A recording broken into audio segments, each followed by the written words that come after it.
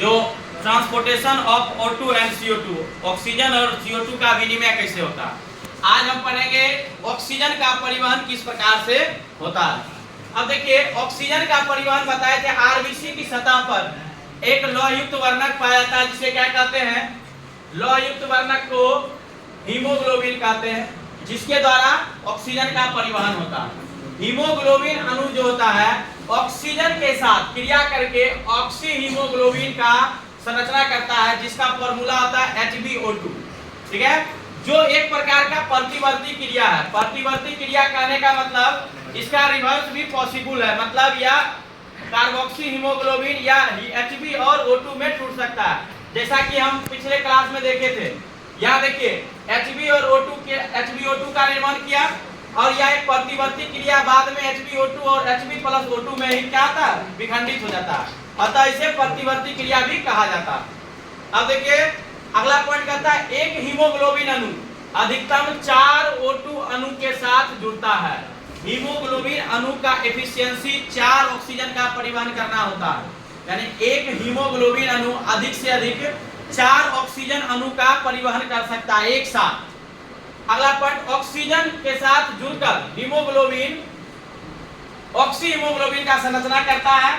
Next point देखते हैं, haemoglobin का ऑक्सीजन के साथ जुड़ना O2 के आंशिक दाब पर निर्भर करता है, जिसे हम पार्शियल प्रेशर के नाम से जानते हैं। यानी हीमोग्लोबिन का ऑक्सीजन के साथ जुड़ना किस पर निर्भर करता है, ऑक्सीजन के आंशिक दाब पर। ठीक है, पार्शियल प्रेशर पर, जिसे हम PO2 के रूप में भी लिख सकते हैं।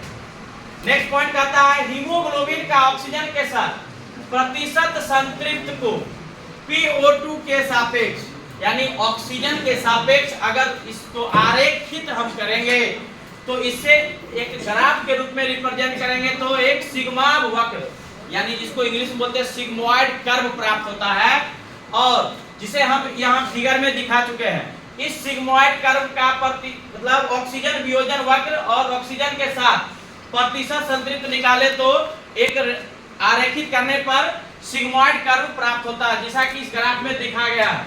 इसे सिग्मार वक्र या वियोजन वक्र भी कहा जाता है, अर्थात सिग्मार वक्र को वियोजन वक्र, जिसको इंग्लिश में क्या कहा जाता है, डिसोसिएशन कर्व भी कहा जाता है। ठीक है, अब देखिए, इसके बाद बताए थे हम हीमोग्लोबिन का ऑक्सीजन के साथ जुड़ने की एफिशिएंसी अधिक होगी कब, यानी हीमोग्लोबिन अणु ऑक्सीजन के साथ जुड़कर ऑक्सी हीमोग्लोबिन का संश्लेषण करेगा कब, उसके लिए निम्नलिखित स्थिति होती है।